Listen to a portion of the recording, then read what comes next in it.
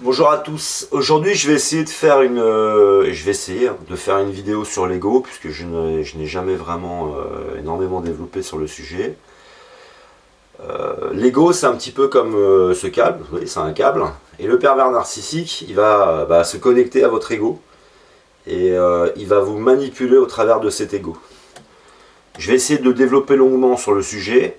C'est pas évident pour moi, il aurait fallu que je l'exprime déjà plusieurs fois avant avec des personnes, etc. Je vais essayer de me faire comprendre. Euh, J'appellerai cette vidéo l'ego des victimes. Parce que en fait, c'est une porte ouverte, c'est un câble, un chemin que va utiliser le pervers narcissique. Tout d'abord pour vous séduire, parce que tu peux séduire avec l'ego de l'autre. Et tu peux aussi le détruire au travers de cet ego avec beaucoup de subtilité.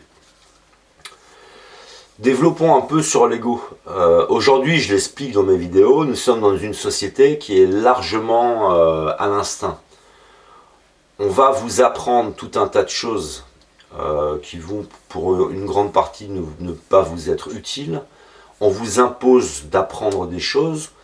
Et toutes ces parties qui sont liées aux sciences de l'humain, à la psychologie, tout ça, c'est complètement mis de côté, alors qu'au quotidien, nous allons avoir, nous tous, des relations humaines les uns avec les autres, et surtout, avec un problème que vit l'humanité qui est exceptionnel, c'est l'ego.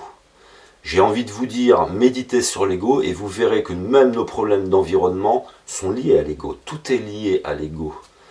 Donc c'est un lien absolu avec tous nos problèmes. C'est passionnant de voir que pour traiter ces problèmes d'ego, la spiritualité nous a été donnée, la religion nous a été donnée, et que ceux qui enseignent la religion ont un problème d'ego. C'est aussi passionnant de voir que ceux qui veulent nous aider à régler nos problèmes en général, les hommes politiques, ont un ego surdimensionné. Donc c'est passionnant l'ego. Je ne sais pas comment aborder le sujet. Alors je vais toujours m'utiliser moi comme outil, mon ego. Je vais toujours m'utiliser moi comme outil pour essayer de vous dire comment j'ai réussi à me rééquilibrer par rapport à mon ego, puisque je n'imagine pas qu'il soit possible de faire disparaître complètement l'ego, que c'est un outil. Que le problème que nous vivons, c'est que c'est un outil sur lequel nous ne travaillons tout simplement pas. Beaucoup de personnes, si vous leur parlez d'ego, ils ne savent pas ce que c'est, ou ils imaginent ce que c'est, et du coup nous ne travaillons pas dessus. Alors je vais utiliser mon changement, puisque je l'explique dans mes vidéos, j'ai changé, et comment aussi j'ai pu rééquilibrer cet ego.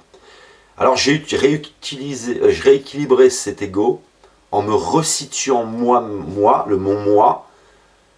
comme sur une carte, avec un environnement, et je me resitue complètement, je raisonne donc différemment, et du coup ça affecte aussi mon ego.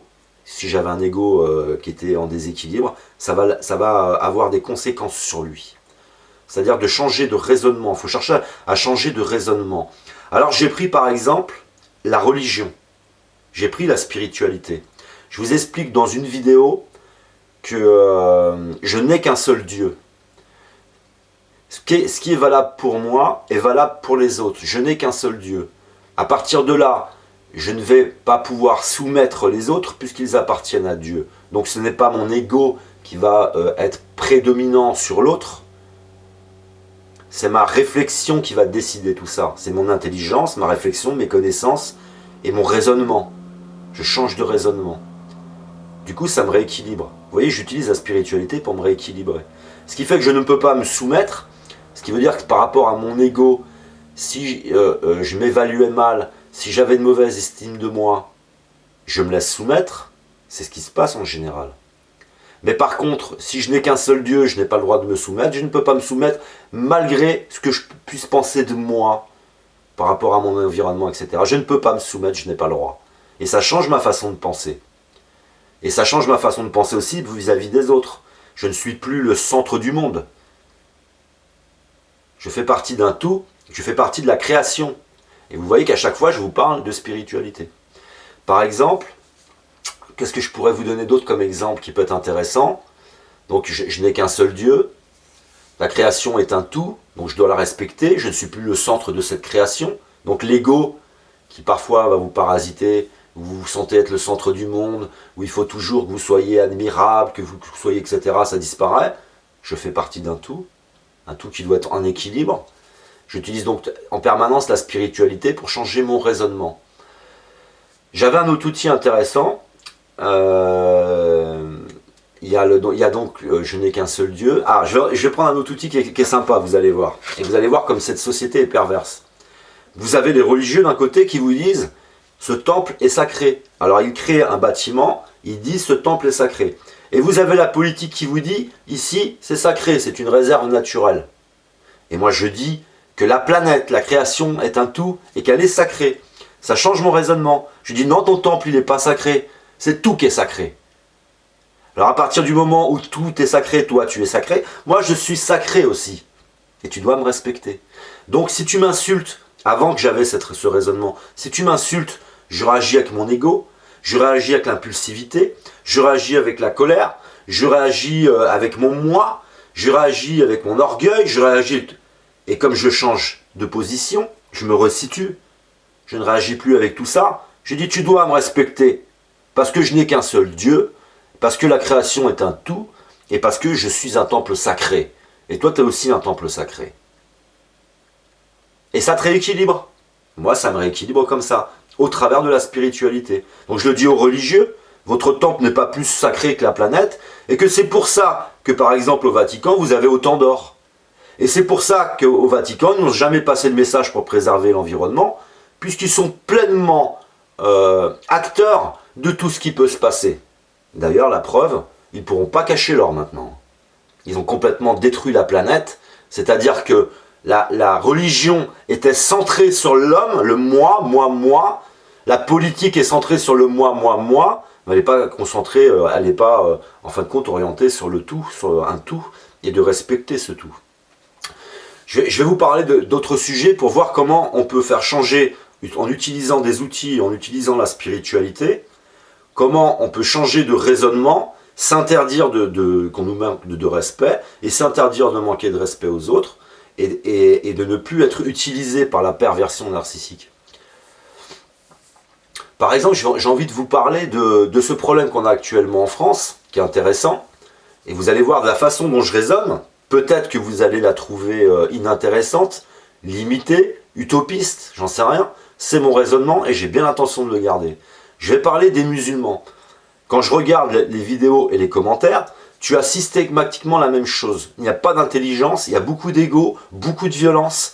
Et je ne vois pas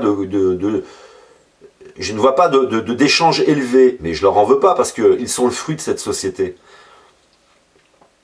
Par exemple, quand moi je vois les musulmans, si moi je devais passer un message aux musulmans, tu aimes Dieu, alors tu aimes la création. Et tu dois aimer aussi la diversité. Dans la diversité, tu as la diversité des prénoms. Les prénoms ont une influence sur notre caractère. La date de naissance à laquelle tu vas naître, l'astrologie a des influences sur le caractère aussi. Alors tu as toutes sortes de diversités dans toutes sortes de dimensions, la couleur, les cultures, tu as toutes sortes de diversités.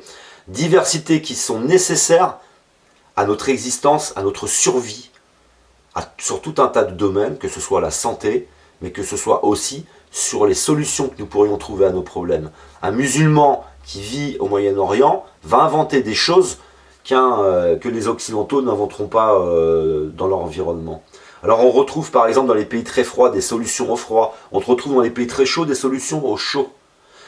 Ce que je veux dire par là, c'est que cette diversité dans différentes dimensions nous permet d'exister. Alors moi je dirais aux musulmans qui vivent en France, vous devez vous réunir et vous devez préserver la diversité qui est la culture française.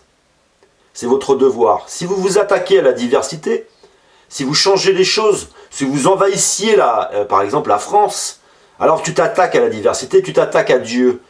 Et si tu aimes Dieu, tu dois respecter cette diversité et ensemble vous devez réfléchir à comment faire pour préserver la culture française.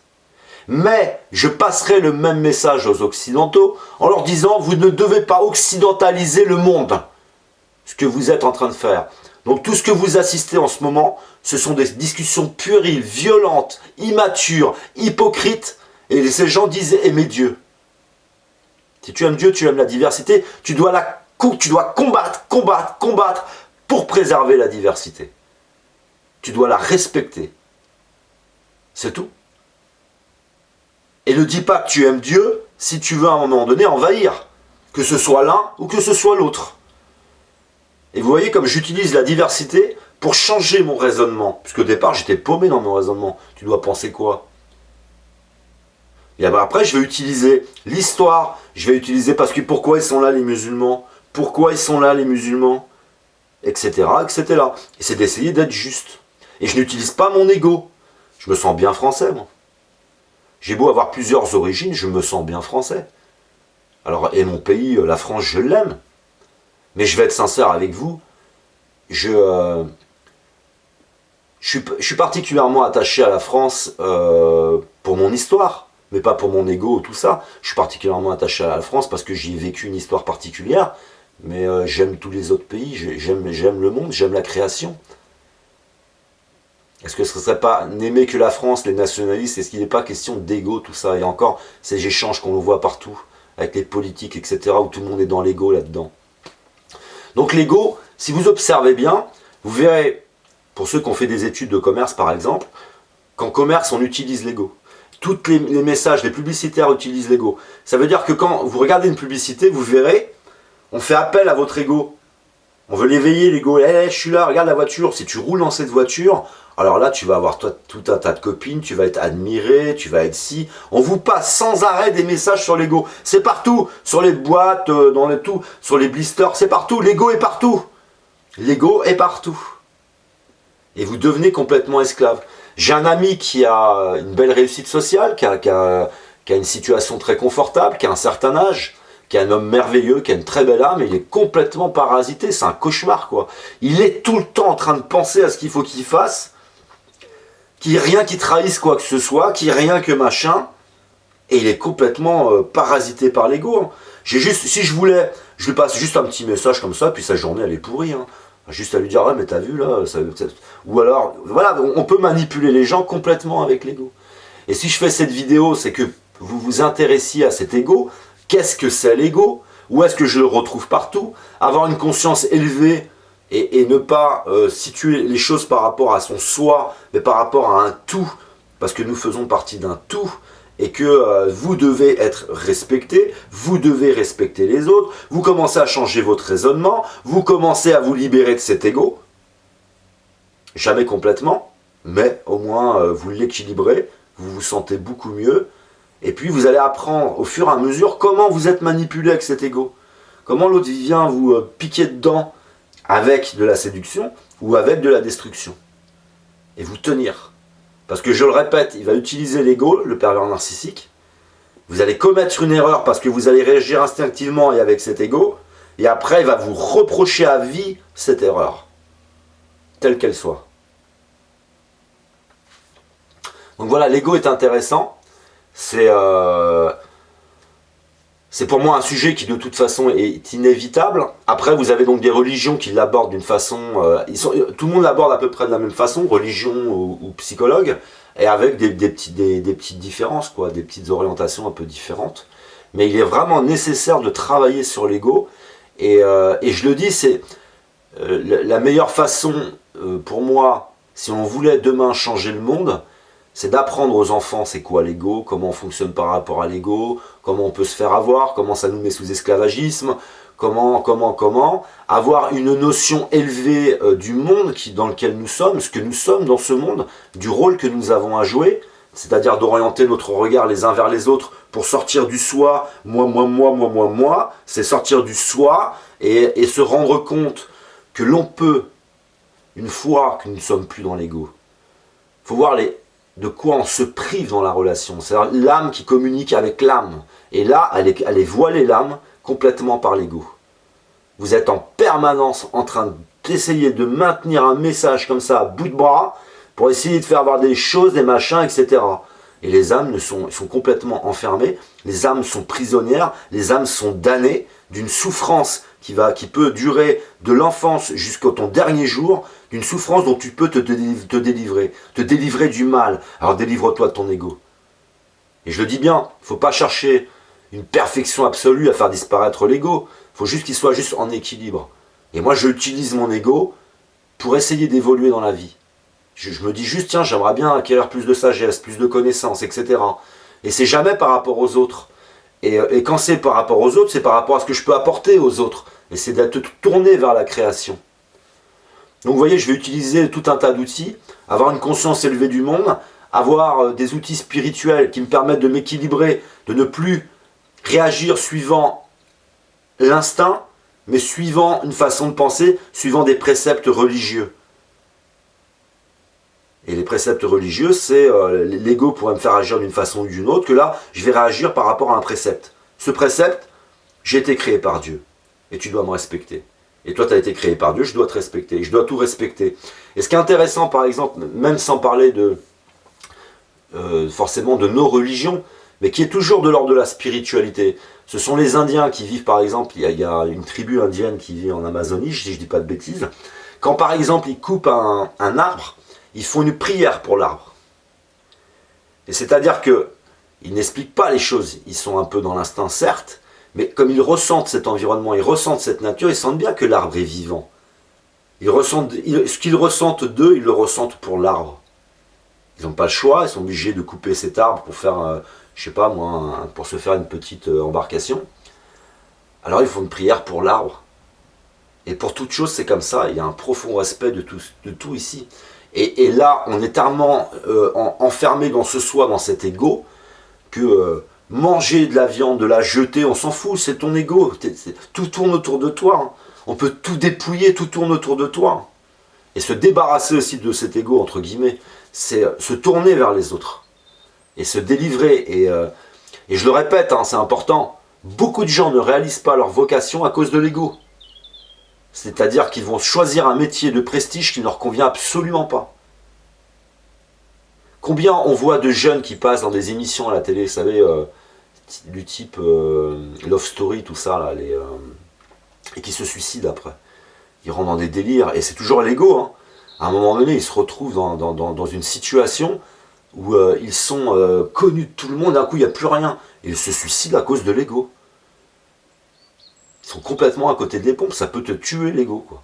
Ça peut te tuer, tu peux tuer les autres avec l'ego. Enfin, il faut voir jusqu'où ça peut nous mener, et du coup, jusqu'où ça peut nous mener dans l'instinct. Et je le dis, c'est de la responsabilité, mais ça, ils ne le feront jamais, puisque cet ego va faire de nous des consommateurs très particuliers, cet ego va permettre de rendre des gens milliardaires, cet ego, et nous rendre esclaves et nous faire passer à côté d'une existence merveilleuse. Et d'échanges merveilleux. Parce que je le vois, vous savez, j'ai des amis qui ne fonctionnent pas à l'ego, qui ont un certain équilibre, ou alors ils ont cet ego, mais ils ont tellement d'amour à donner qu'en fin de compte, ça rééquilibre un peu la situation. Mais je le vois quand j'arrive quelque part, quand j'arrive avec ma vieille bagnole, ma vieille mule de 25 ans, là, on te regarde comme un tout, quoi. On prend tout, quoi. On prend ta voiture. Alors lui, on va pas s'intéresser à lui, sa bagnole, elle est pourrie. Et on te parle comme à une merde. Et il se prive de tout un tas de discussions. Il se prive de tout un échange merveilleux. Avec toutes ces classes sociales, tous ces repères que nous avons et qui sont liés à l'ego encore. Et on vous le vend, on le stimule. On vous la met à la télévision. C'est quoi la réussite? La réussite, c'est l'ego. Plus tu as d'ego et plus tu as une réussite. Et on te le met à la télévision. Et c'est donc un danger, l'ego est un danger absolu, et un danger pour vous-même, un danger pour vos enfants, pour la relation que vous pouvez avoir avec vos enfants. Parce que j'ai vu des gens tellement dans l'ego, tu ne savais plus qui était le parent, qui était l'enfant. C'était presque le parent qui était l'enfant. Non, l'ego c'est moi, tout est pour moi, mon enfant c'est autre chose. Et il faut voir comment ça fait délirer les gens, quoi, comment ils peuvent être à côté de leur pompe. Et c'est aussi l'un des problèmes du pervers narcissique, l'ego forcément, puisque lui n'éprouve l'existence qu'au travers de son ego. Alors oui, c'est une catastrophe avec l'ego. Alors vous pensez bien que l'ego, lui, connaît bien. Et pour vous manipuler, vous faire souffrir au travers de l'ego, c'est un expert, quoi. Donc voilà, c'était ma petite vidéo pour un petit peu essayer, c'est la première, suivant peut-être les commentaires que vous pourriez laisser, parce que vous pourriez Laissez dans les commentaires des expériences que vous avez vécues où vous avez mal réagi à cause de l'ego. Quand je dis mal réagi, vous avez fait le mal, vous avez subi le mal au travers de l'ego, qui peut me permettre de développer aussi sur ce qu'est pour vous l'ego, parce que vous pouvez y penser autrement que ma façon personnelle. Et voilà, donc c'était une petite vidéo pour vraiment vous sensibiliser sur l'ego et ne pas vous pourrir la vie. Alors quand je dis ne pas vous pourrir la vie, je ne me suis pas pourri la vie avec. J'ai recréé tranquillement un autre raisonnement, j'ai commencé à penser à tout ça, j'ai commencé à repenser à des expériences où j'avais réagi avec l'ego et toutes les conséquences, j'ai pensé à tout ça, puis après, ça s'estompe tout doucement, au fur et à mesure aussi où tu vas te cultiver, tu vas commencer à comprendre des choses, à t'intéresser à tout un tas de choses, puisque l'ego, pour moi, je ne le résume pas qu'à la personne, je le résume à toute l'organisation, à la planète entière, comment nous pouvons fonctionner. Et du coup, tu t'en délivres de plus en plus, et tu ressens de plus en plus quand on essaye de t'accrocher avec l'ego. Et du coup, c'est ça que quand je dis quitter le corps de la bête, de l'animal, quand tu quittes l'ego, quand tu le remets en équilibre et qu'il est très superficiel, parce que pour moi il est toujours nécessaire pour m'évaluer, mais quand tu quittes l'ego, c'est de quitter ton corps. Et là, c'est là que tu deviens une âme. Et je dis, nous devons nous préparer à être déjà des âmes. Il n'y a plus qu'une âme sans voile, sans écorce, sans toutes ces conneries, sans instinct, etc. Et être plus dans une relation extrêmement élevée et intelligente. Et à la fin, il ne reste plus que des âmes. Et puis nos corps sont là pour nous déplacer. Et tout ça, bien sûr, ça te permet aussi de trouver un équilibre et te resituer. Par exemple, quand j'utilise la religion, nous avons été créés. Nous avons été créés, nous sommes partis d'un tout. Nous sommes donc à des étapes différentes. Donc forcément, il y a des gens qui sont plus cultivés que d'autres, qui ont vécu des expériences différentes. Mais c'est la spiritualité qui m'amène à ce raisonnement et qui m'amène à respecter les autres. Moi, je le vois, les gens ne se respectent pas. Hein. Ou alors ils font tout un tas de mimétisme avec leurs mains, leurs machins, leurs trucs qui sont là. Et comme les religieux, les politiques, etc. Et puis t'as la classe aussi t'as des classes dans la classe sociale, t'as aussi la façon dont tu bouges tes mains, tu fais tout un cinéma, etc. C'est l'ego tout ça. Tout ça c'est l'orgueil, etc. Il faut se délivrer de tout ça. Et donc on est tous à des niveaux différents. Et ça c'est humain, c'est de la science, c'est des connaissances, c'est de l'humanité, c'est Dieu. Alors tu respectes les gens qui n'ont pas le même niveau que toi. Et on peut voir que dans toutes ces différences, dans toute cette diversité de tout un tas de dimensions différentes, si tu aimes Dieu, tu es obligé. Et vous voyez bien comment j'utilise la spiritualité pour changer mon raisonnement et mettre de la rigueur dans mes attitudes. Je mets plutôt de la rigueur, je mets des connaissances, je mets tout ça, de la discipline, une forme de discipline. La spiritualité, c'est de la discipline. Et cette discipline, quand vous faites par exemple un sport de combat, elle vous amène à des attitudes, elle vous amène à des changements. Et c'est une discipline. Un sport de combat est une discipline. Et elle te refait par exemple prendre confiance en toi. Alors c'est des exemples. Mais comme quoi la religion, nous pouvons l'utiliser pour changer énormément de choses, changer notre raisonnement, et nous libérer pour le coup, nous libérer de la nécessité d'utiliser l'ego dans notre vie. Moi j'utilise des règles. Et des règles universelles, qui sont universelles. Et que si elles nous étaient apportées donc, par l'éducation nationale, parce que la première chose que nous allons avoir à faire dans la vie, c'est avoir une relation les uns avec les autres, si c'était apporté par la religion, tout ça, mais quand je dis apporter, il faut bien que celui qui veuille te l'apporter, il ait bien compris tout ça. Et puis ils n'ont pas tous toujours compris, puisque je vous le dis, regardez sur internet des vidéos de religieux, ils sont bourrés d'orgueil. Ils ont un ego surdimensionné, les mecs. Ils sont ils sont dans l'ego, c'est ma religion à moi, c'est ma religion, c'est mes origines à moi. Il faut arrêter quoi. Et c'est pas ça, mes dieux. Enfin, allez voir, on se comprend pas quoi. Enfin après, vous me donnerez peut-être votre avis sur la question, c'est peut-être moi qui me trompe. Donc voilà, si vous voulez développer, n'hésitez pas, et puis ça peut me permettre, pourquoi pas, de refaire une autre vidéo sur l'ego. Merci à vous.